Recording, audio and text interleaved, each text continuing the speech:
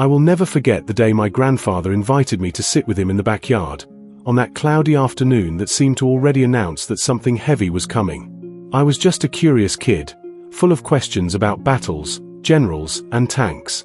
I thought that World War II was an action movie that had a happy ending, with the good guys defeating the bad guys and everyone applauding.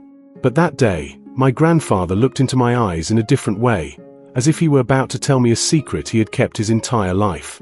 He took a deep breath, scratched his white beard, and told me a story that no one had ever had the courage to tell me. It was as if, in seconds, the entire ground beneath my feet had collapsed. I saw in his eyes a weight that no medal, no history book, no Hollywood movie would be able to carry. He spoke of injustices, of families destroyed, of lives stolen in the silence of the post-war period, things that do not appear in documentaries full of waving flags. I remember feeling my chest tighten, as if I were discovering a dark side of a childhood hero. As he spoke, the whole world seemed to stop. The birdsong disappeared, the wind grew colder, and I realized that the story is much dirtier, much more complex, and much more human than I had ever imagined. It was at that moment that I understood that there was a truth hidden behind every victory told, an echo of pain that no one wants to hear.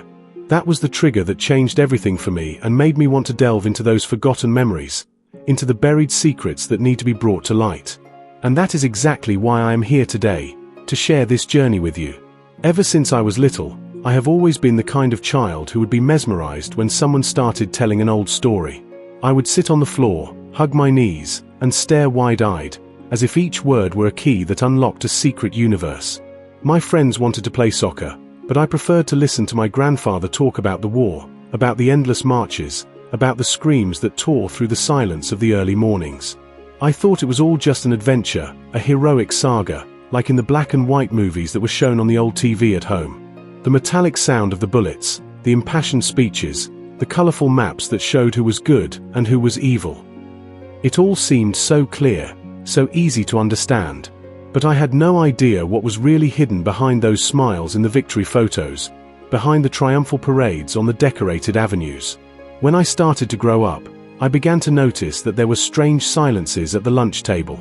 As soon as someone mentioned the war, my grandfather would lower his eyes, my grandmother would go to the kitchen, my mother would change the subject. The atmosphere became heavy, almost suffocating. I felt a shiver run down my spine, as if a huge shadow were hanging over our family, a shadow that no one wanted to face. I tried to insist, to ask questions, but I always received the same dry answer: "It's better not to touch that." This phrase stuck in my mind like an echo, like a forbidden invitation to a world that no one wanted to visit. And I, curious and stubborn, began to search for it on my own. At the age of 14, I was already spending entire afternoons in the municipal library. I remember the musty smell, the yellowed pages, the dust sticking to my hands. I opened books and more books, as if I were unearthing bodies that everyone swore did not exist. I discovered that after the surrender, in 1945, there was an explosion of silent violence, almost invisible in the official records. It was no longer war, it was revenge, it was punishment, it was a cold, meticulous, planned hatred. Millions of German civilians, ordinary people, people who had never held a weapon, were expelled from their homes, humiliated, violated.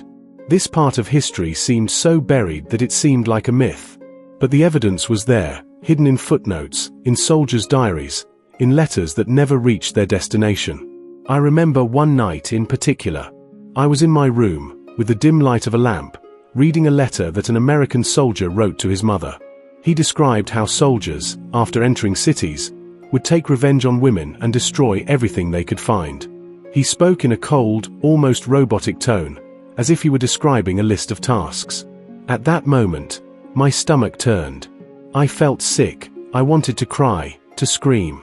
I looked out the window, saw the moon outside, and I thought, why has no one ever told me this?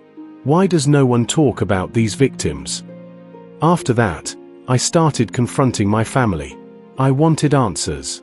My grandfather would look away, my mother would say it was dangerous, my grandmother would just shake her head and say, "You don't understand." And it was true. I didn't understand. I didn't. I understood how a war could continue even after the armistice, how violence could become something justifiable, when the victors wanted to cleanse the world of any trace of the enemy.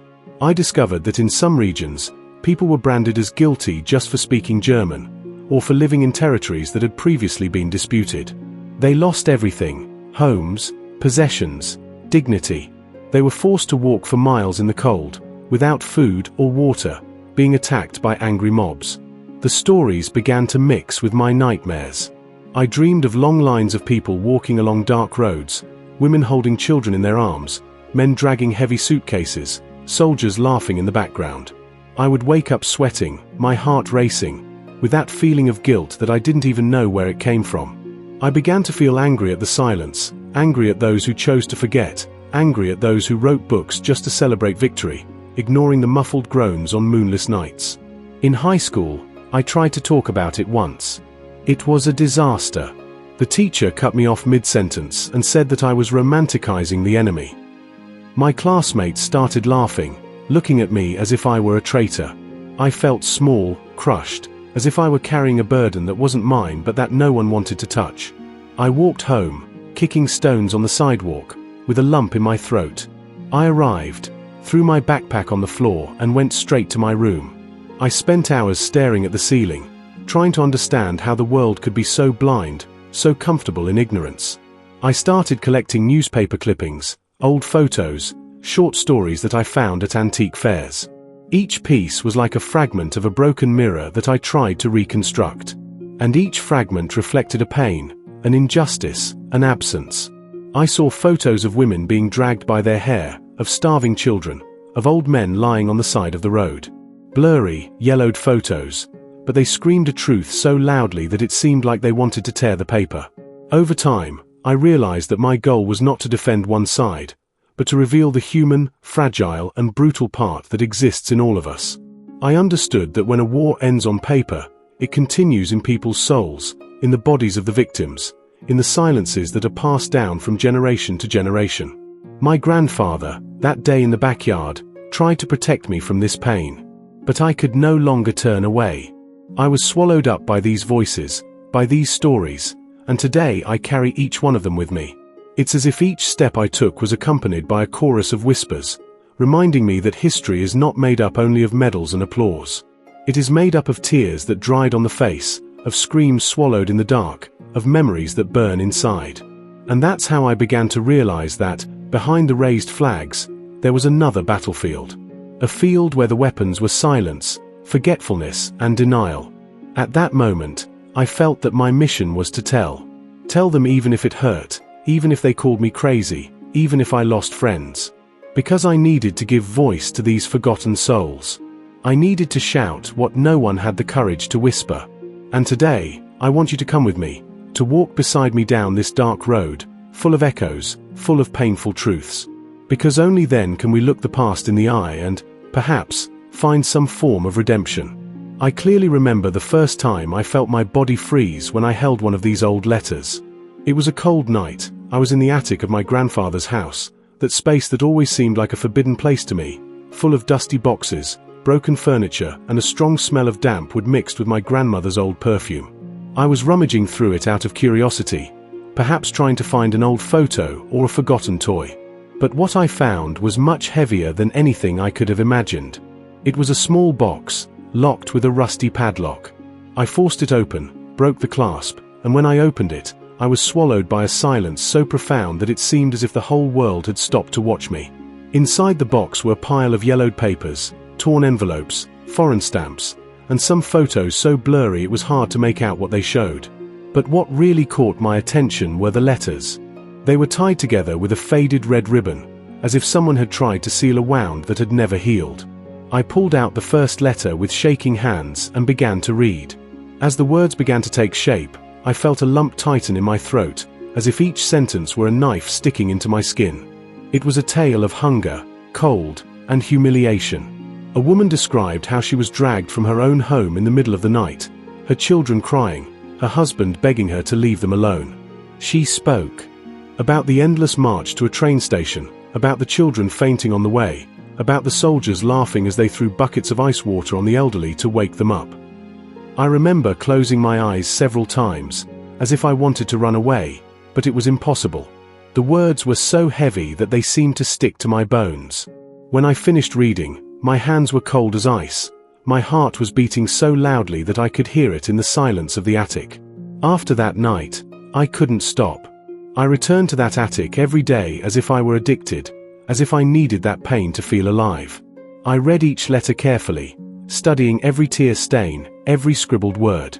Many times I found myself crying quietly, afraid that someone would hear. I was afraid not of the words, but of what they were turning me into. It was as if each story pulled me into an endless tunnel, a dark hole where I could hear the muffled screams of the past. One letter in particular left a deep impression on me. It was from a young man who told how he had watched his father being beaten to death in front of the entire village, simply because he had refused to hand over an old family photo. He wrote that his father held the photo to his chest, as if it were the last shred of dignity he had left. When the soldiers ripped the photo off and tore it apart, his father fell to his knees, crying silently, and that was when they started kicking him. The young man said that he had stood there, motionless, with weak legs, watching the man he loved most turn into a stain on the floor. I read and reread that letter, trying to understand how anyone could continue to breathe after witnessing that. I felt hatred, shame, sadness, all at the same time. I looked around me, at the old toys forgotten in the attic, at the dusty family albums, and I felt a deep anger at the silence that inhabited every wall of that house. A silence that hid screams, that stifled confessions, that killed stories. I began to have constant nightmares. I dreamed that I was in line with them, that I was carrying a heavy suitcase, that I felt the cold cutting into my skin, that I heard the children crying and the metallic sound of rifles being cocked. I would wake up in the middle of the night, sweating, panting, with the feeling of having run for miles. Sometimes I would get up and go to the mirror, staring into my own eyes, trying to find some answer, some explanation for all that horror. But all I saw was an empty reflection, a boy who carried too many ghosts for his young age. Little by little, I began to feel that the world around me was a big lie. I would go out on the street and see people smiling, going to the market, drinking coffee in bakeries, riding bikes in the parks. It all seemed so banal, so superficial. I looked at each face and thought, do they know? Does anyone here carry the same pain hidden in old letters? Does anyone here also pretend not to hear the screams of the past? This thought haunted me like a shadow that wouldn't budge, even under the strongest sun. At home, the situation became increasingly tense. I began to question my grandfather more frequently. He would get nervous, bang his cane on the floor, and change the subject. My mother said I was becoming obsessed, that I needed to live in the present. But how could I live in the present if the past was screaming in my ears every second? I felt alone, isolated, as if I were the only one capable of hearing that dark melody that echoed from the letters. I began to collect everything, letters, photos, small objects that I found in the attic or at antique fairs. To me, each item was a piece of a puzzle that no one wanted to put together. And I needed, to put it together. I spent hours arranging the papers on the floor of my room, organizing them by date, by location, by witness. I was like a detective, but instead of looking for criminals, I was looking for lost souls. One day, sitting on the floor, surrounded by these dead memories, I realized that I myself was becoming a living archive. I was no longer just a curious boy. I was a keeper of stories. Dirty, painful stories, full of mud and blood. Stories that no one wanted to hear. And even though it destroyed me inside, I felt it was my duty. It was as if each soul who wrote those letters held my hand and told me, "Don't let us die in oblivion." And I promised, right there, in a low voice, with tears in my eyes, "I won't forget you. I'll tell you everything." It was there, in that dark attic, with the sound of the wind hitting the tiles, that I discovered who I really was. Not an ordinary boy, not a passive spectator of history. I was now a living part of it, carrying every word, every tear, every silence. And, as painful as it was, I knew there was no going back.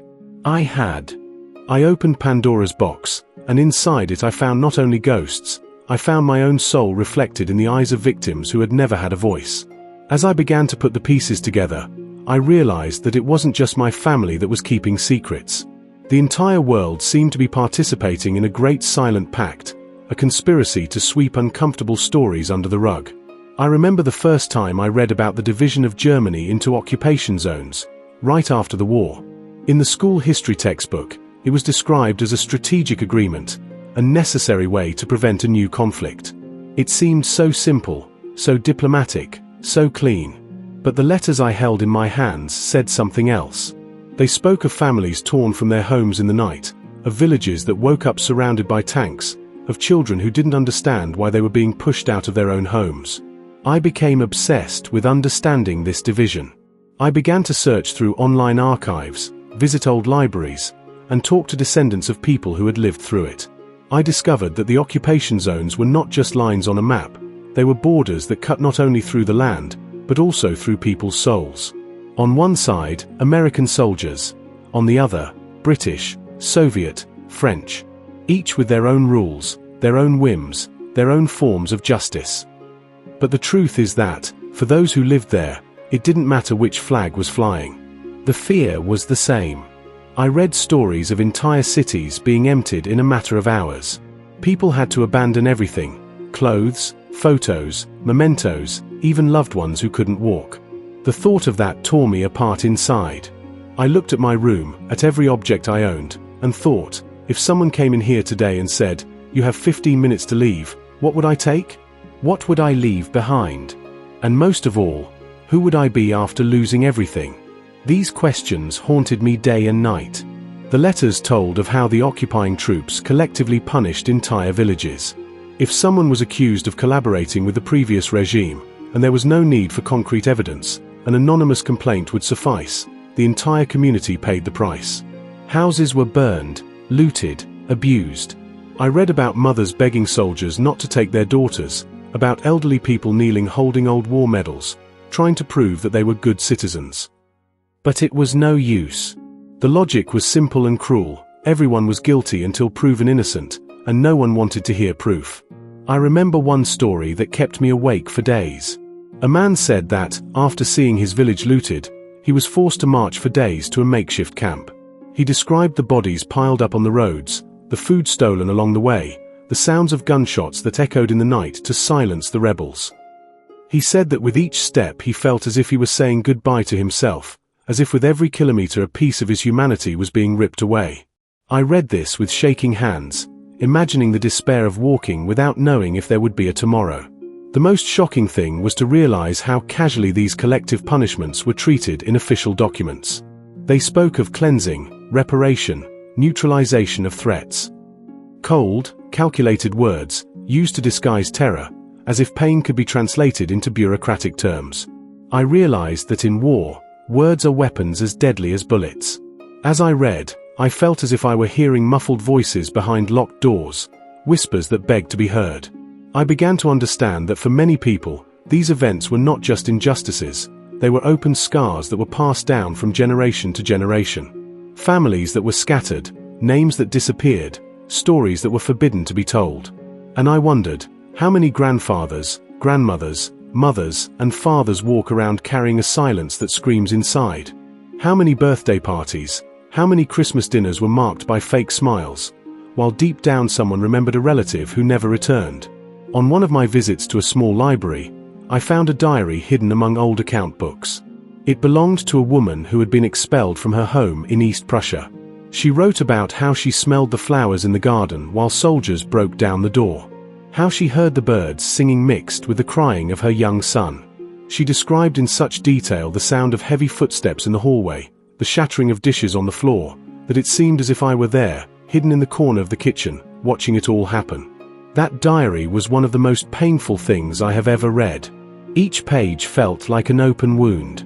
The woman spoke of the husband who stayed behind, of the baby who died of cold on the road, of the dog she had to abandon because she could no longer carry any more weight. I remember closing the diary and staring at my hands, trying to find some meaning in that tragedy.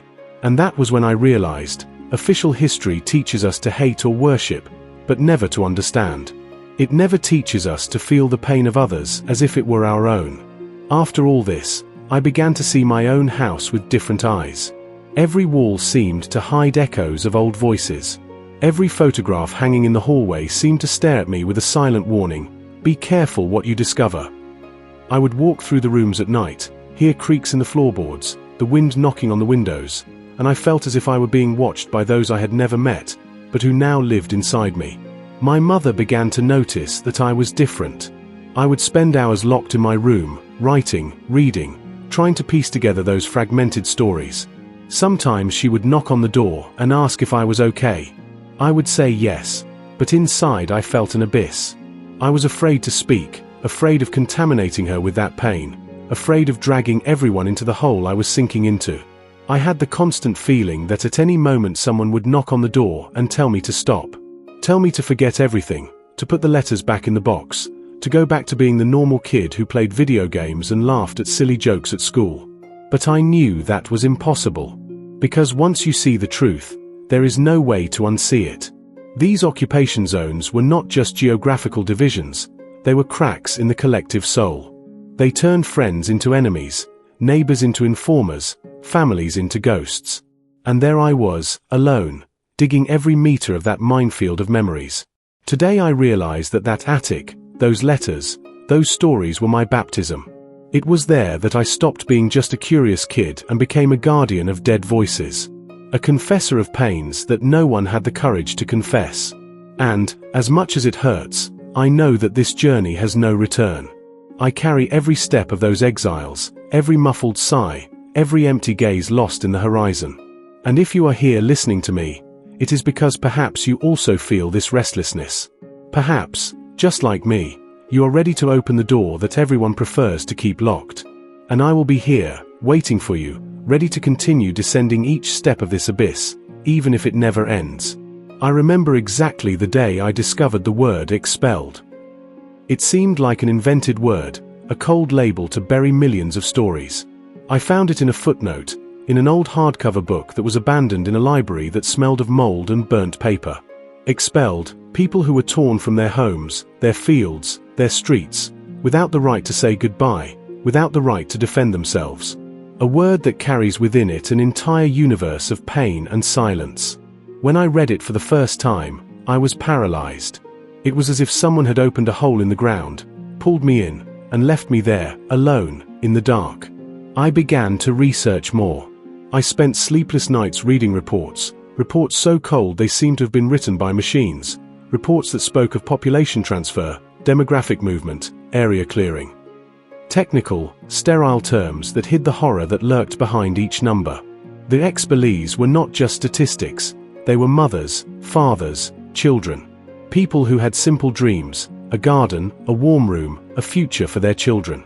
And suddenly, all that was ripped away. I read about entire families being pushed out of their homes with only one suitcase, about grandparents who couldn't keep up with the walk and died on the side of the road, covered in snow. I read about babies who died of hunger before they even learned to say mama. I remember a letter that has left a lasting impression on me. A woman named Annalise wrote to her sister about her last days in her village. She described how the women were forced to carry buckets of water for miles, how the men were locked in sheds, deprived of food, and then driven out in makeshift convoys. She spoke of the smell of smoke that stuck in their hair, the sound of heavy boots that echoed through the streets at night. Annalise said that the worst part was not the hunger, nor the cold, nor the violence. The worst part was the silence of her neighbors, the silence of her friends, the silence of the world. A silence that screamed louder than any bomb. When I read this, I cried and sobbed. I curled up on the ground, hugged my legs, and felt as if her pain was embedded in my chest. It was impossible not to feel hatred, shame, sadness, all at the same time. I began to collect stories of the expelled. Each story was like a knife, cutting deep into me, but I couldn't stop. I wanted to know more. I needed to know more. I needed to understand why these stories were erased, why no one talked about them, why history books insisted on painting them as faceless shadows. It was then that I realized a cruel truth. The world prefers a simple narrative. The world likes clear heroes, obvious villains, happy endings. But reality is dirty, full of gray areas, full of victims who don't fit into the official storyline. And the expelled were exactly that, inconvenient ghosts. Every time I read a story, I felt myself being pulled into a dark hallway. I heard footsteps behind me, voices whispering in languages I didn't understand. I saw flashes of pale faces, shaking hands, wide eyes begging for help. I would wake up in the middle of the night sweating, with my heart beating so fast it felt like it wanted to burst out of my chest. At times, I thought about giving up. I thought about closing the letterbox, burning all the papers, pretending I never knew anything. Going back to being that kid who laughed at jokes at school, who dreamed of having a quiet, simple life. But it was too late. Those stories had taken root inside me like a silent plague. I felt responsible for each of those voices. I was, in a way, the last place they could live. I started writing in a notebook. It wasn't a regular diary. It was like a record of screams. Each page was filled with excerpts from the letters, loose phrases, names, dates, drawings of faces that I tried to reconstruct from the blurred photos. I wrote at dawn, with a pen that often slipped from my hand from sweat. Each letter was a small battle against forgetfulness. My family started to avoid me. My mother said I was obsessive, that I needed to move on. Every time my grandfather saw me with a notebook, he would shake his head and turn his back. I felt like I was betraying them all, like I was digging up a corpse they would rather keep buried. But I couldn't stop. I had to keep going. I had to make sense of that silence that seemed to scream from every wall of the house. One day, during one of my researches, I found an old map showing the expulsion routes. Red lines cutting across the continent like open scars. I followed each one with my finger, trying to imagine what each kilometer meant to those who were forced to walk. I closed my eyes and saw the scenes. Children crying, mothers carrying dead babies, men carrying sacks of flour as if it were the last treasure in the world. Each line on that map was a shattered life. I spent entire nights with that map on my lap, crying in silence, feeling as if I were holding an entire battlefield in my hands. I began to realize that, deep down, the expelled were not just physically displaced people. They were torn from their own time, from their own identity. They were transformed into specters, into cursed memories that no one wants to carry. Sometimes I imagined that if I listened closely enough, I could hear their voices coming from the map. I would stand still, with my ear glued to the paper, waiting for some whisper, some call for help. I felt a strange energy, as if each line vibrated with a sadness so deep that it was impossible to describe it in words. And it was in this heavy silence, in this space between the unspoken words, that I found myself. I understood that my mission was not just to tell their story. It was to feel. It was to carry the weight that they could not carry alone. And, in doing so, I also became an expelled person, not from a land, but from innocence, from comfortable ignorance. I began to realize that there were expelled people everywhere.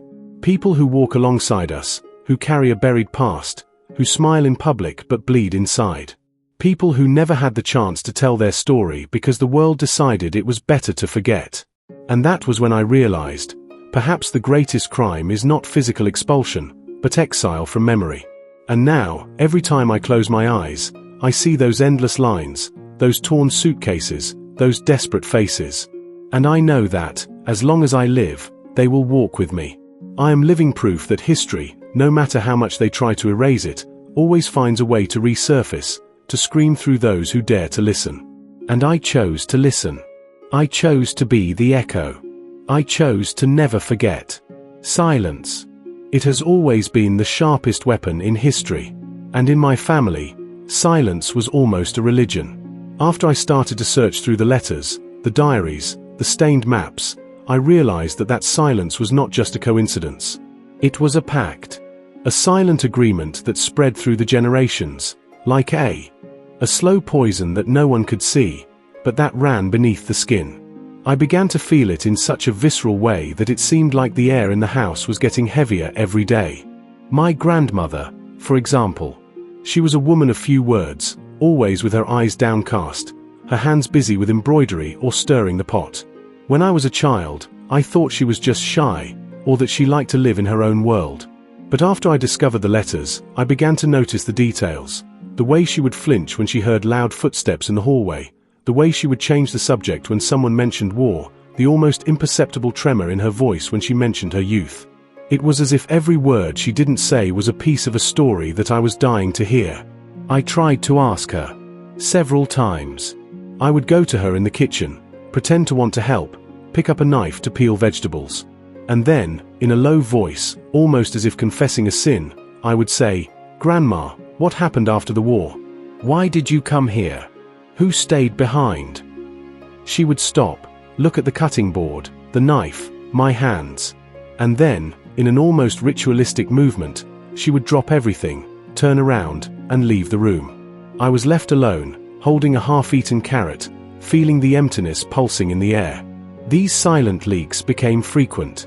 I began to realize that every time I brought up the subject, it was as if I were lighting a torch in a cave full of sleeping monsters. Her gaze would change. It would become distant, hazy, as if she were transported to some place where I could not reach her. Sometimes she would murmur single words, names, dates, places, but always too quickly, too quietly, almost as if she wanted to spit them out before they contaminated the environment. My grandfather was no different.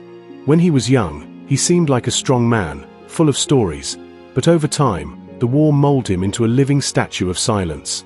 After I started going through his letters, he stopped talking to me for weeks. It wasn't an ordinary silence. It was an aggressive silence, almost as if every breath I took was a slap in the face. I could see his eyes following me around the house, watching me, as if I were a traitor who dared to dig up what should stay buried. There were nights when I could hear him crying in his room. Muffled, controlled crying, the kind of crying of someone who has been taught never to show weakness. I would put my ear to the door, and I could feel my chest tighten. It was as if, finally, the voices I read in the letters had found an echo inside him.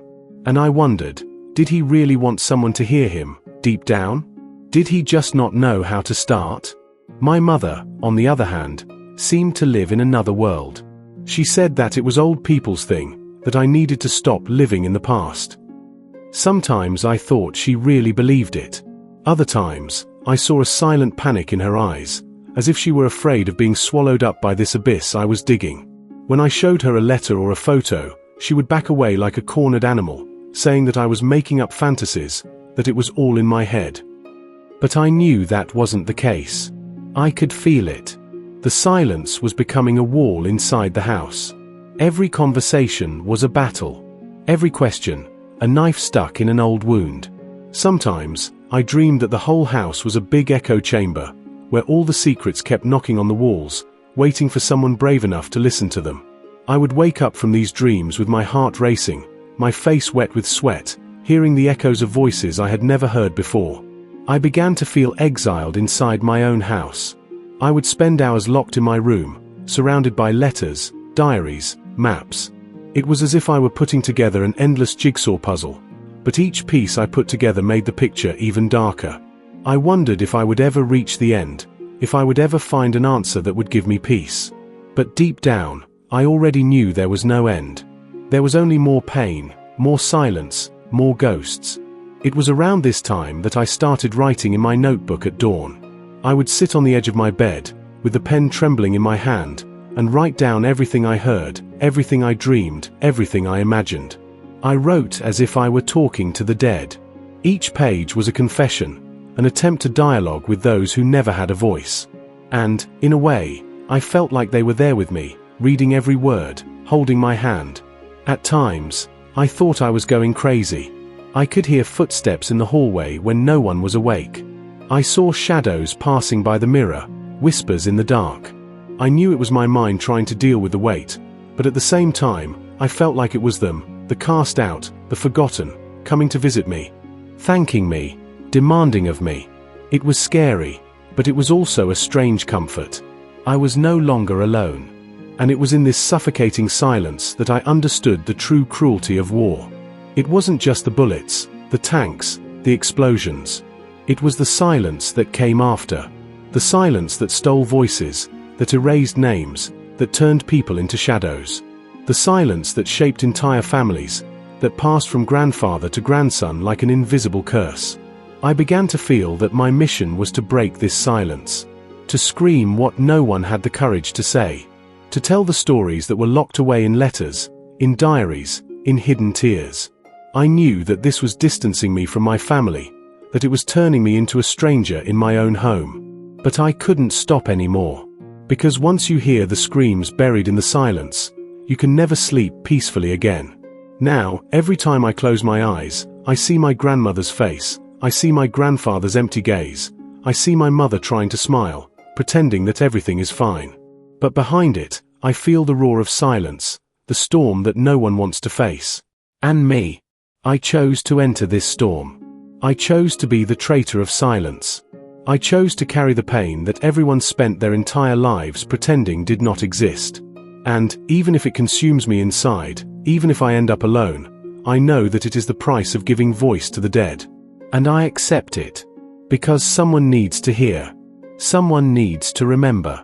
Someone needs to finally break the silence. It was during a stormy night that everything changed. I remember the sound of the rain beating furiously on the roof, as if the sky wanted to knock down every tile, every wall, every secret that the house held. I was sitting on the floor of my room, surrounded by letters, maps, and old newspaper clippings. The lamp flickered, creating shadows that danced on the walls, and I felt a strange presence there with me. I took a deep breath, trying to convince myself that it was just my mind playing tricks, but deep down I knew this was no longer just research. It was an invocation. That night, I opened a letter that I had been avoiding for weeks. A letter written by a young woman named Elsa, who was only 17 when she and her family were expelled. Her handwriting was shaky, the words seemed to bleed onto the paper. She told how she had watched her mother being dragged away by her hair, how she had held her little brother in her arms while soldiers shouted orders in a language she didn't understand. She spoke of hunger, thirst, cold, but most of all, she spoke of fear. A fear so absolute that it seemed to swallow everything around it, like a black hole. As I read each line, I felt my entire body go cold. My hands were shaking, the air seemed to disappear from the room. I could imagine Elsa on that muddy road, her bare feet, her lips cracked, her eyes lost. It was as if she were there, kneeling in front of me, begging me to listen. I couldn't finish reading. I threw the letter on the floor, closed my eyes and started to cry. A heavy, dense cry that seemed to come from somewhere I didn't even know existed inside me. At that moment, I heard a noise in the hallway. Slow, heavy footsteps, as if someone was dragging their feet. I held my breath, opened my eyes slowly, trying to understand if it was real or just another delusion of my exhausted mind. But the footsteps continued. They stopped right in front of my bedroom door. I stood there, paralyzed, waiting, feeling my heart beat so loudly that it echoed in my ears. The doorknob turned. Slowly. I could almost hear the metallic creak, each inch seeming to last an eternity. The door opened, revealing the dark hallway. Nothing there. Only the sound of the rain, the distant thunder, the wind whistling like a lament.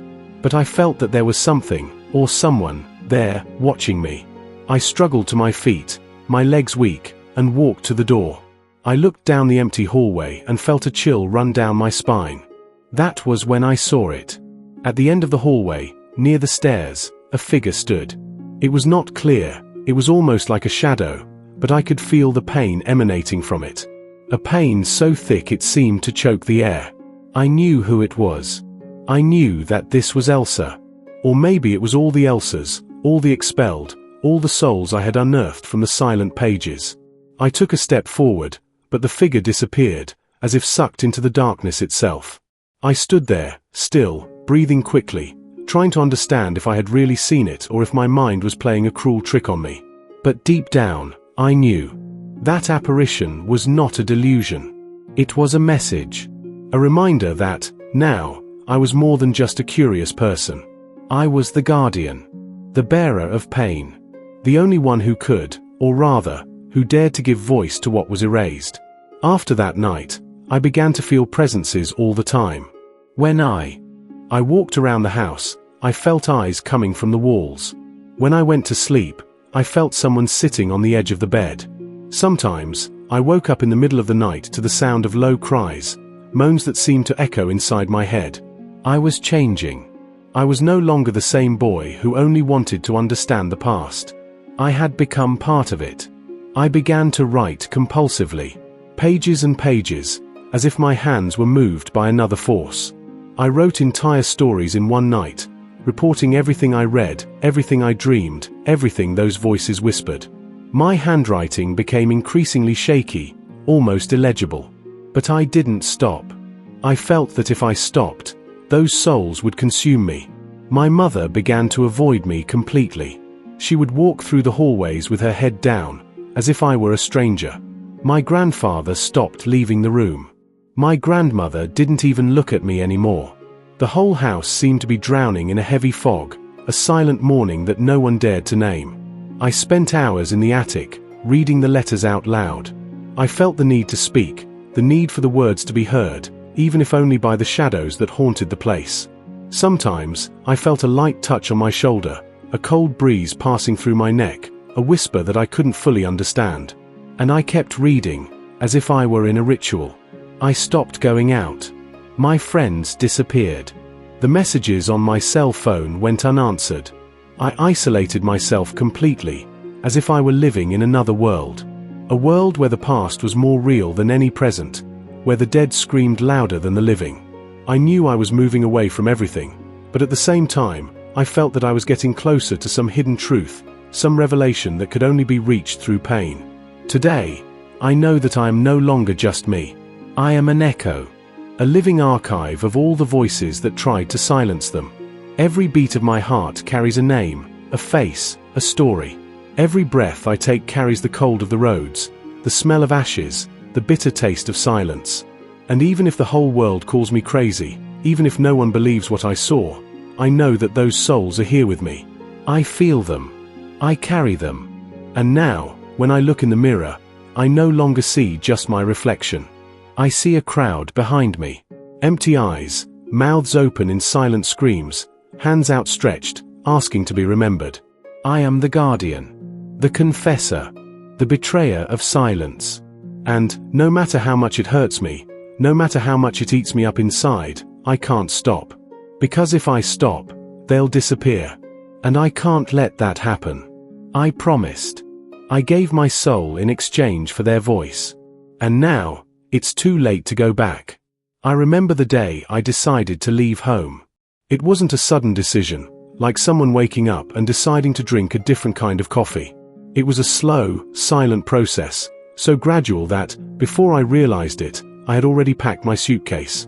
I remember putting the letters in the suitcase before the clothes. Every envelope, every yellowed page, every blurry photograph. It was as if I was carrying an invisible army with me. I didn't know exactly where I was going, but I felt like I had to leave. The house had become a mausoleum. Every wall whispered secrets, every closed door seemed to hide ghosts. I needed to breathe, I needed to find another kind of silence, or maybe another kind of scream. I left at dawn, without looking back. The hallway was dark, but I already knew every creak of the floorboards. When I passed my grandmother's room, I heard a suppressed sob, a muffled cry. I stopped for a second, felt the weight of that sound pass through my chest like a cold blade. But I didn't go back. I knew that if I did, I would never have the courage to leave again. I had to go.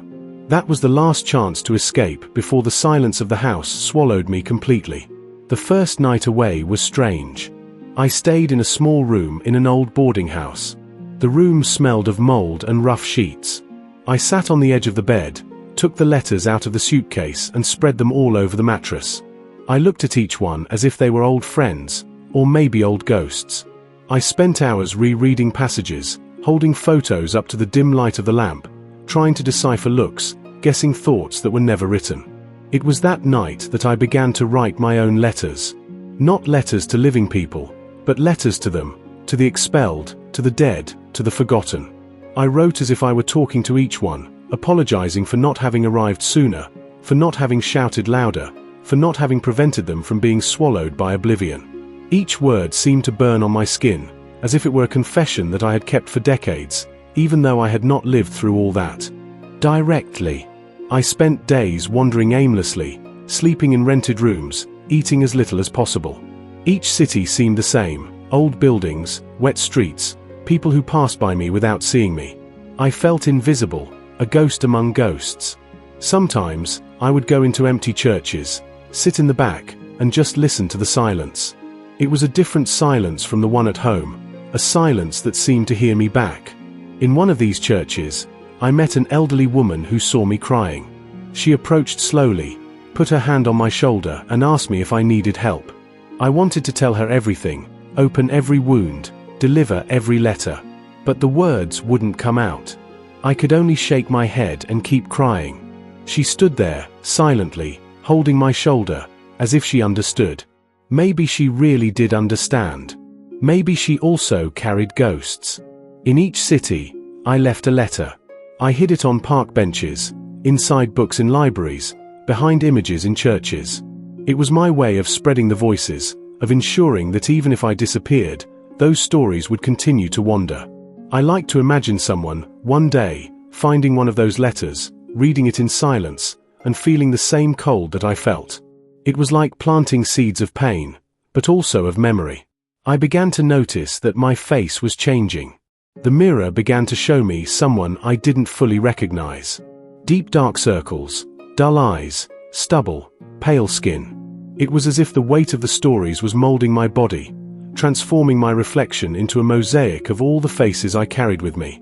Each line on my face seemed to carry a scream. Each stain on my skin was a tear that dried before being seen. One night, I woke up to a strange sound in the room. It was as if someone had whispered my name very close to my ear. I sat up in bed, gasping, and looked around.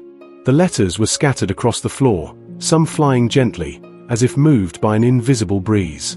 I felt a strong, dense, almost suffocating presence. I knew it was them. I knew those souls were there, watching me, charging me. I wasn't afraid. On the contrary, I felt a strange kind of peace. I whispered back, "I am here. I hear you." From that day on, I began to feel a clearer kind of mission. It was no longer just about collecting stories. It was about living for them. About carrying every step, every breath, every death. I became a messenger. A body lent to voices that the world tried to erase. When I walked the streets, I felt their hands holding my arms, guiding my steps. When I slept, I dreamed of muddy roads, of snow-covering bodies, of gazes lost in the horizon. I woke up exhausted, as if I had really walked miles in the night. I felt pain in my feet, cuts on my hands, cold in my bones. I began to doubt the difference between dream and reality. I stopped using my name. I started signing my letters only as guardian. I felt that the me that existed before had died. And there was no mourning for it, only an inevitable emptiness. People who passed me on the street looked away, as if they felt the strange energy that surrounded me. Some children cried when they saw me, others just stared at me, as if they knew something that the adults pretended not to see. Today, I no longer know if I am alive or just inhabiting a body that should have been buried along with the letters. I feel that my breath carries a piece of each of them. I feel that my eyes are no longer mine. They see beyond, they see what no one wants to see. And, even though it devours me, I don't want to stop. I can't stop. Because every time someone reads one of these letters, every time someone feels the chill down their spine upon hearing a buried story, I know that a fragment of truth has escaped. A fragment that refuses to die. And, as long as I can walk, write, breathe, I will continue to spread these fragments. I am the guardian. The echo. The archive. And if you are reading or listening to this right now, know that you are no longer the same. You carry a piece of them now. And maybe, just maybe, you too will start to hear the whispers in the night. I won't lie to you, sometimes the weight of these stories paralyzes me. I wake up in the middle of the night feeling a tightness in my chest that seems to want to crush everything inside me. Sometimes I feel like I'm trapped in a nightmare from which I can't escape, like the past insists on pulling me down, dragging me into an endless abyss. I know it sounds dramatic, but when you carry the pain of thousands of people expelled, of families destroyed, of lives erased, it's not easy to maintain sanity. I remember one night in particular, when the letters seemed to whisper louder than usual. I was alone in the attic, surrounded by the relics of pain. I started hearing voices, voices that didn't belong to anyone in my circle, voices that seemed to come from the past. They were muffled screams, calls for help, deep laments. I closed my eyes and tried to ignore them, but it was impossible. It felt like I was drowning in a sea of suffering, and every word, every sigh, was a wave that pulled me under. That same night, I wrote a text that I had never shared with anyone. It was a silent scream, a raw and true confession. I wrote about the fear of going crazy, about the weight of being the guardian of these voices, about the emptiness that consumed me. I wrote that, sometimes, I wanted to give up. I wanted to go back to being that boy who ignored the past, who was content with the superficiality of the present. But, deep down, I knew that would never be possible. What keeps me alive, what keeps me from sinking completely into this dark sea, is the certainty that these stories need to be told. They are a cry against silence, a testimony against oblivion. I know that many people would prefer that I simply bury all this, that I move on and leave the shadows where they are. But I can't. I don't want to. Because these shadows are part of me. I started talking to people who, like me, carried these secrets. Descendants of those expelled, silent survivors, anonymous guardians of memory. With each meeting, I felt that the weight became a little lighter, that the silence began to be broken. Together, we created an invisible network of resistance, a silent movement that fights so that the past is not forgotten, so that injustices are not repeated. But it is not easy. The world is full of distractions, of noisy voices that drown out the whisper of history. People want to live without remembering. They want to build a future on the rubble of the past, as if nothing had happened. I understand this desire. I myself have tried to escape it. But the truth is that the past always finds a way to reach us, to remind us that the wounds are still open, even if they are invisible. That is why I use my words as weapons and shields. I write to give form to what cannot be forgotten. I speak so that the voices of those expelled echo in our consciences, so that no one can say they did not know. I shout so that the pain is seen, felt, acknowledged, because only then can we begin to heal. Today, I realize that my fight is bigger than me. It is a fight for justice, for memory, for humanity. It is a fight against the silence that tries to hide the horrors, against the forgetfulness that erases dignity. I am no longer just a boy reading old letters. I am their voice. I am the resistance.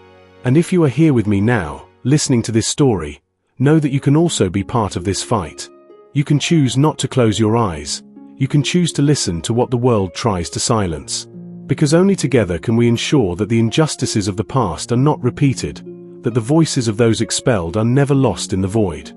The truth hurts, it is heavy, it is difficult to bear, but it is the only thing we have left to keep the hope of a different future alive.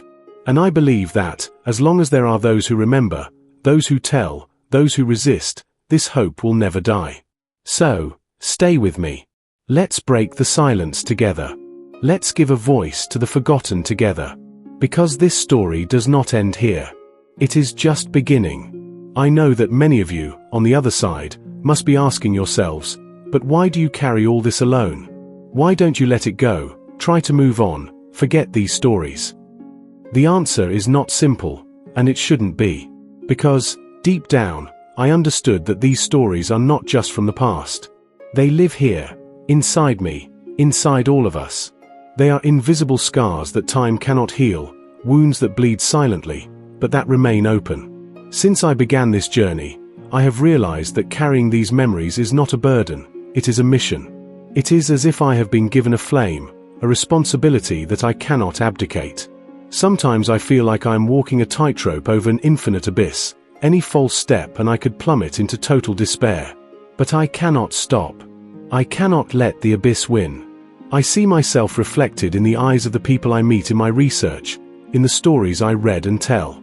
I see the same pain, the same loss, the same silence crying out to be broken. These are families who never had a voice, who were silenced by the brutal force of time and power. And I, however fragile I may feel, am the last barrier between these voices and absolute oblivion. The war does not end when the weapons fall silent. It continues inside the bodies, in the minds, in the memories. And for those expelled, for those who lost everything, this war never ended. Every letter I read, every story I write, is a battle fought against this cruel invisibility. It is a cry against the world that prefers to forget in order to move forward without guilt. I remember a meeting I had with a man, a direct descendant of one of these expelled families. He told me, with a trembling voice, how his grandfather never spoke about what he had experienced. How the pain was so great that he preferred to keep quiet, to carry the weight alone. He told me that, thanks to people like me, he finally felt authorized to remember, to cry, to scream. It was a moment that left a deep impression on me. I realized that I was not alone in this fight, that my voice echoed in other voices, and that gave me the strength to continue. But make no mistake, this fight is not for the weak. It is for those who have the courage to face the abyss, to dive into the shadows and bring to light what many prefer to bury. It is for those who accept the discomfort of the truth, the weight of memory, the challenge of being different in a world that often prefers to ignore the past. I have become a guardian, a narrator of these buried stories, a living testimony of the resistance against silence. Every word I write, every story I tell, is a stone thrown against the wall of oblivion. And even though I sometimes feel small in the face of this mission, I know that each stone is a step towards tearing down this wall of indifference. This journey has transformed me. I am no longer just me. I am a fragment of the past, an echo of the voices that the world tried to erase. And this hurts, burns, consumes. But it also gives me meaning, gives me purpose. Because I know that as long as I speak, as long as I resist, these voices will continue to live on. And you, on the other side, can be part of this. You can choose to listen, you can choose to remember, you can choose to carry on this legacy. Because only then can we honor those who were expelled, who were silenced, who were forgotten. Finally, I want you to understand one thing. The post-World War II injustice is not just history. It is a mirror of what still happens today. It is a warning to us not to repeat the same mistakes. And, above all, it is a call to never again allow voices to be silenced by force or silence. So, if you feel that this story has touched you, that it has made your skin crawl, your heart ache, I invite you to join me in this mission. Subscribe to the channel, share this truth, spread these voices. Because the more people listen, the fewer voices will be forgotten. This fight is ours. And as long as there are those who remember, there will be hope. In the silence of the night, when everything around me seems to go silent, is when the heaviest memories come to the surface. I find myself revisiting moments that I never experienced directly, but that have become an intrinsic part of my being. It is as if, by carrying the stories of those expelled after World War II, I have become a kind of receptacle for a pain that surpasses time and reason. And this pain, although unbearable, is the driving force that keeps me alive. One night in particular has stuck in my mind. I was sitting at the kitchen table, surrounded by yellowed letters, faded photographs, and old newspaper clippings. The dim light from the lamp cast long shadows on the walls, creating figures that seemed to come to life.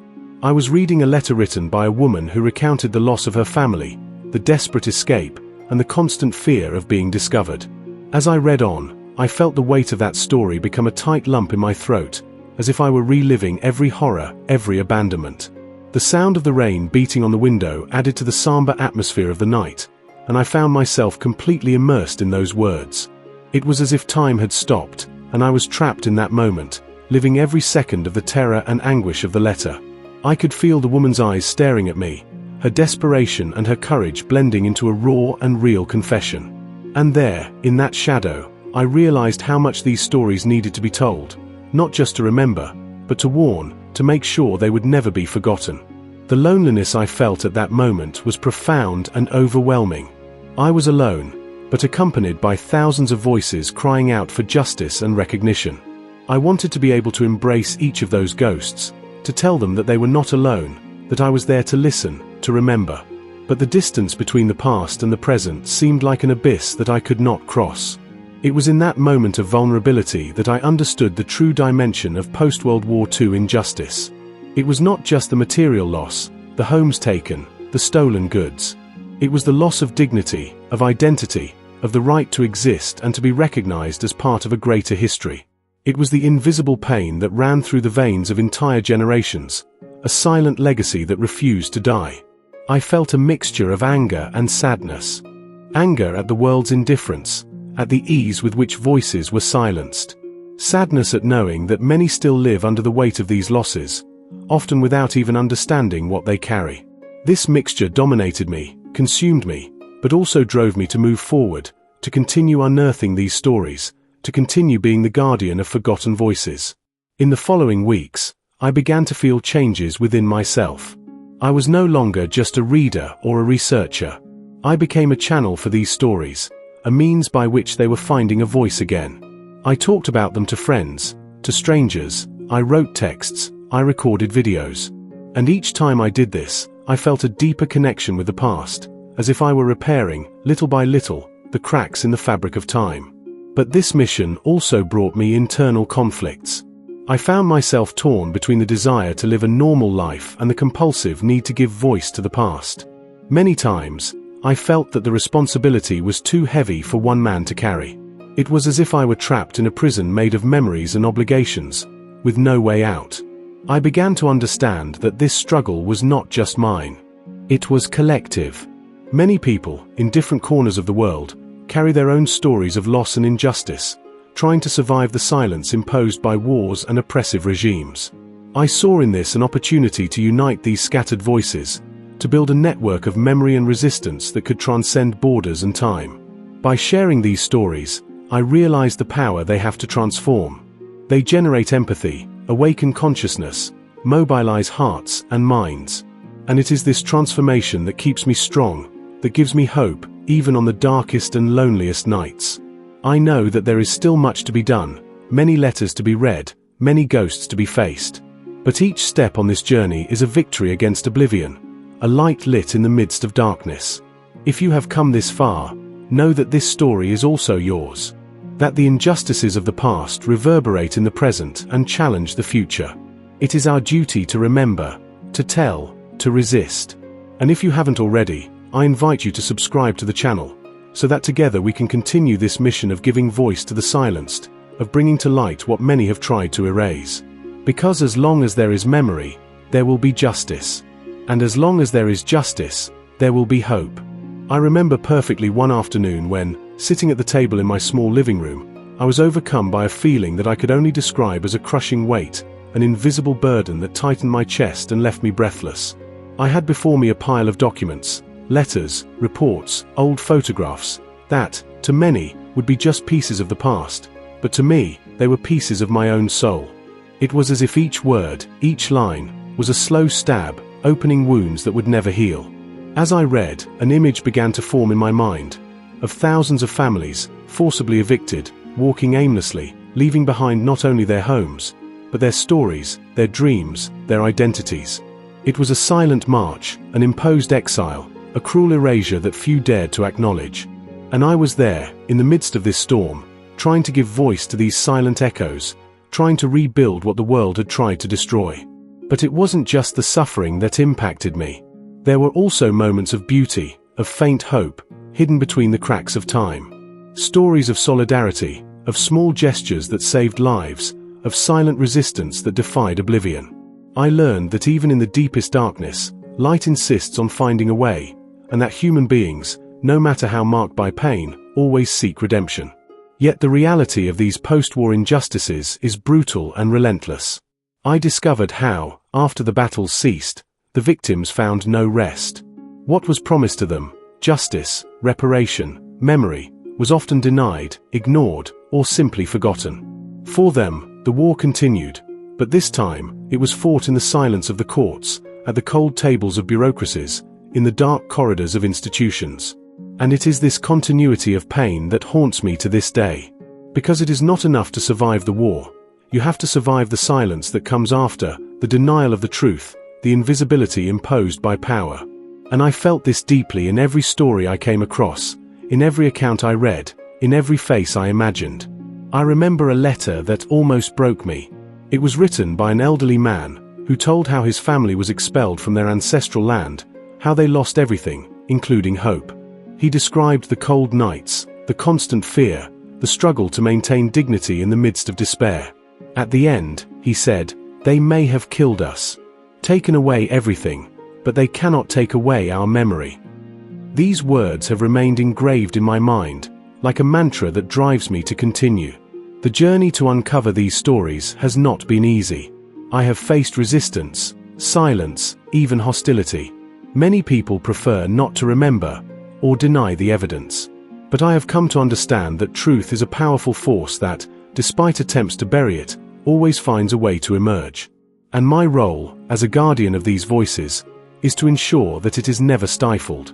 I have begun to realize that these stories do not belong only to the past, but that they carry fundamental lessons for the present. They warn us about the dangers of hatred, prejudice, and exclusion. They show us that when injustice is ignored, it repeats itself, perpetuating cycles of suffering. That is why remembering is an act of resistance, a commitment to humanity. Furthermore, I felt that by sharing these narratives, I was not only telling sad stories, but also creating space for hope, for reconstruction, for reunion. Often, pain and light they walk together, intertwined, showing that even in the worst scenario, human beings can find ways to survive and reinvent themselves. This understanding has changed the way I look at the world. I no longer watch the news with the same detachment. Every conflict, every injustice that I see today, reminds me of the voices of those who were expelled, of the displaced families, of the disappeared. I feel that my mission is to connect these stories, to create a chain of empathy and awareness that can prevent new horrors. But this mission has a price. I feel increasingly isolated, sometimes misunderstood. The pain that I carry is not easy to share. Many do not want to listen, they prefer to close their eyes. And I understand this, because it is painful to face these truths. But I cannot remain silent. Not after everything that I have seen, felt, lived through these stories. I write, speak, share, because I know that words have power. They cross time, connect people, transform realities. And even though it is an arduous battle, I chose to fight. I chose to be the voice that echoes in the silence, the beacon that guides those lost in the shadows of oblivion. If you, who are listening to me, feel this urgency, this need to remember, to resist, I invite you to join me. Subscribe to the channel, share these stories, keep this memory alive. Because only then can we ensure that the injustices of the past are not repeated, that the voices of those expelled are never silenced. Remember, as long as there are those who tell these stories, there will be hope.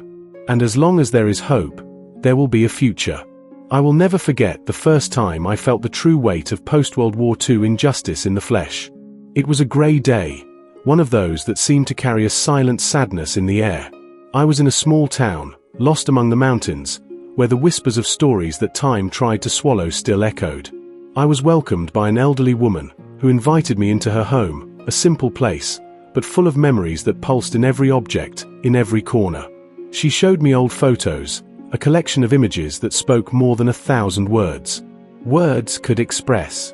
There were young faces, smiling children, entire families who had once inhabited these lands and who, because of the war, were torn from their lives, expelled without a chance of return. As she told her story, a mixture of pain and strength dominated her voice. She spoke of hunger, of constant fear, of sleepless nights, of silent tears shed in the darkness. That woman's story struck me viscerally. I felt each word as if it were a stab, an open wound that would not heal.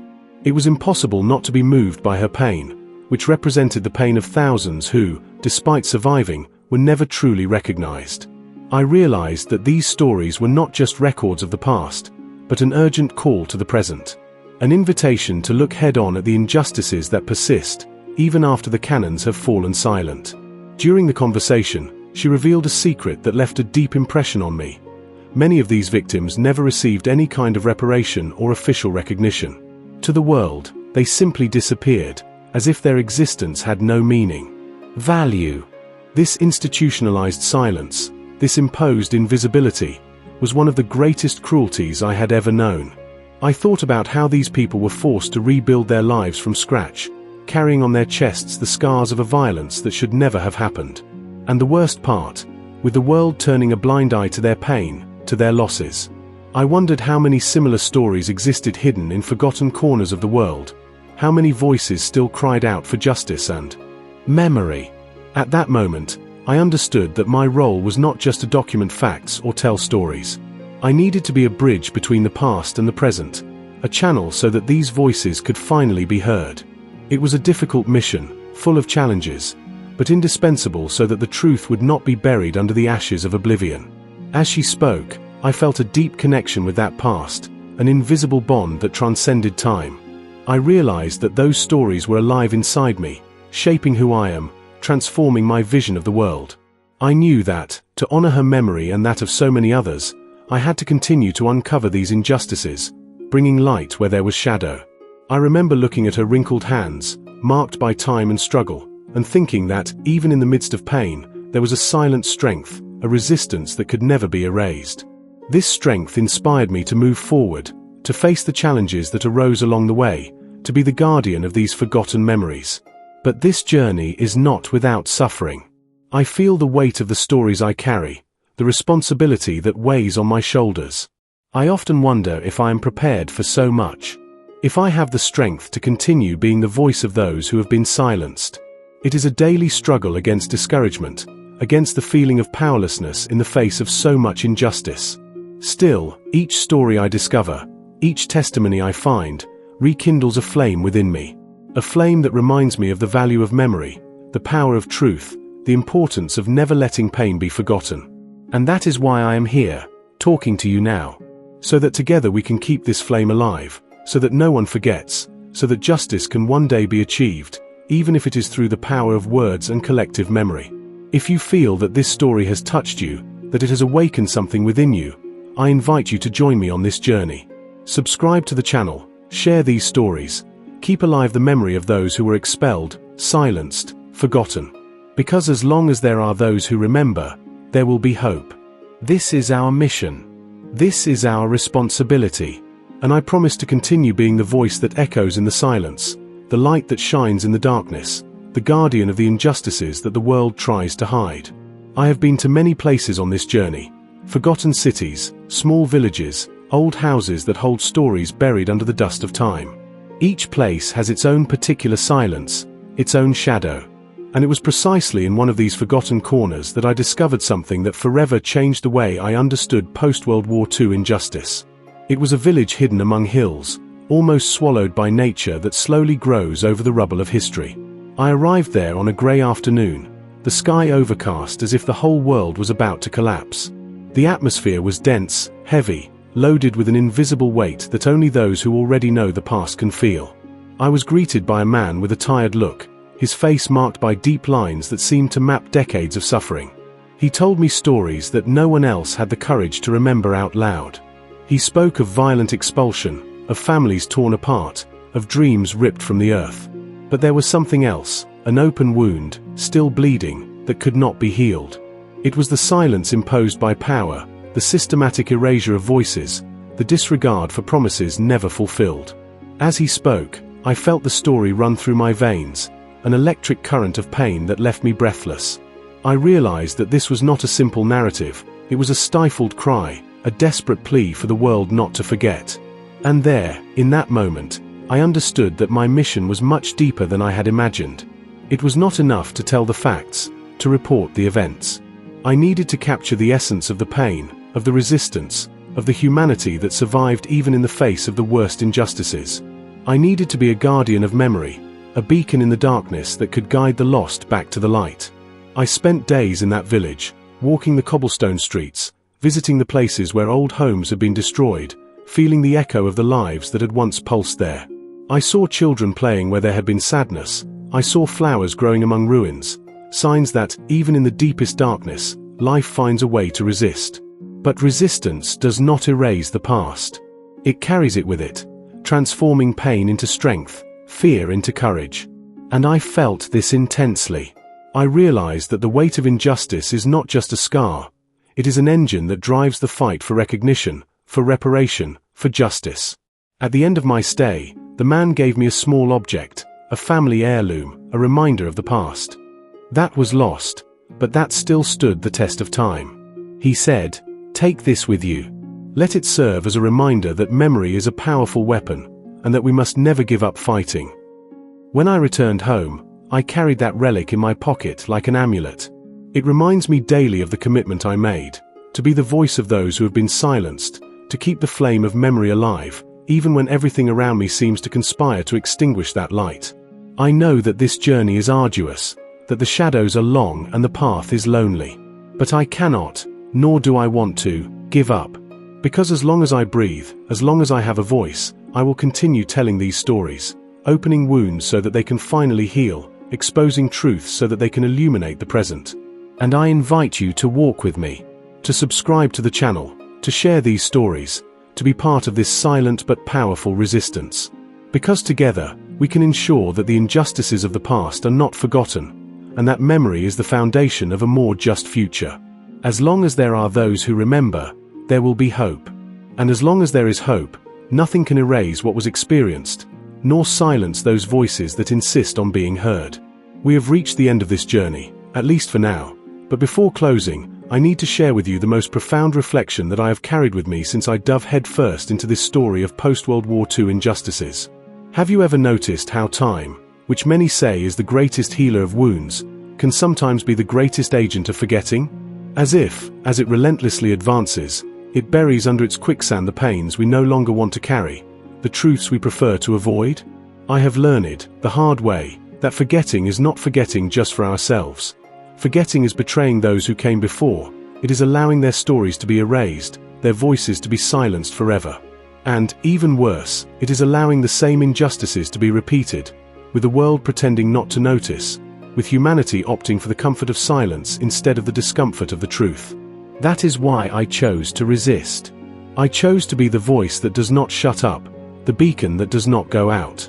Not because I am strong, but because I understood that the weakness of ignoring the past can cost lives, dignity, and the very sense of who we are. These post-war injustices are not just chapters in old books. They are open wounds that still bleed in the present, shadows that still hang over our consciences. As I tell these stories, as I read and write letters that no one wants to remember anymore, I feel the weight of responsibility, but also the urgency of commitment. Each story that crosses my path is a life, a family, a hope that should not be forgotten. And I realize that I cannot carry this burden alone. That is why I invite you to walk with me. Because memory is a collective task, a link that unites us in time and space, a silent pact between the past and the future. We cannot let these voices be lost in the void of time. Let these stories dissolve in the dust of forgotten archives. We need to listen to them, tell them, remember them, tirelessly. And if you haven't already, subscribe to the channel. Share these stories with those who need to hear them. Spread the flame of memory so that it never goes out. Because the fight against oblivion is also a fight for justice, for dignity, for humanity. Today, I am no longer just me. I am the sum of the voices I carry. I am the guardian of the memories that the world tried to bury. And I know that, as long as there are people willing to remember, to tell, to resist, there will be hope. The hope that one day the wounds will be healed, the injustices recognized, and that we can finally look to the future without the weight of the past crushing us. But until then, I will continue here, writing, speaking, remembering, because forgetting is not an option. And you, are you ready to join this mission? Are you ready to be part of the resistance against silence? Then come with me, because together, we are stronger. Together, we are the living memory that defies time and oblivion. And as long as this memory exists, as long as this fight exists, as long as this flame exists, the past will never be just the past. It will always be a gift, a lesson, a promise. Thank you for being here, for listening, for feeling. And don't forget, subscribe to the channel and be part of this story that is still being written. After all, injustice may try to win in silence, but the truth always finds a way to be heard.